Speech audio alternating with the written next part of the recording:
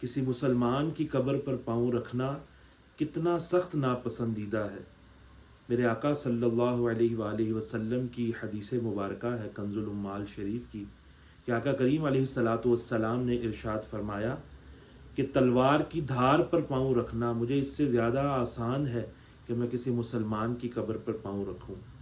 इसी तरह सुनन इब्न माजा की एक और हदीस मुबारका में सरकार दो आलम सल्लल्लाहु अलैहि वसल्लम ने इरशाद फरमाया, अगर मैं अंगारे पर पाँव रखूं और यहाँ तक कि वो जूते का तलवा काट कर मेरे पाँव तक पहुँच जाए तो मुझे इससे ज़्यादा पसंद है कि मैं किसी मुसलमान की कब्र पर पाँव रखूं। चुनाचे जो भी मुसलमान जनाजे में शरीक हों, तदफीन में शरीक हों, तो वो इसकी बहुत एहतियात करें कि जब तदफीन के लिए कब्रिस्तान में हाज़िर हों तो किसी भी कब्र पर पाँव ना आने दें, हत्ता कि गोरकन जो बहुत ही बेएहतियाती बरतते हैं उनको भी इससे मना करें। अल्लाह अमल की तौफीक अता फरमाए।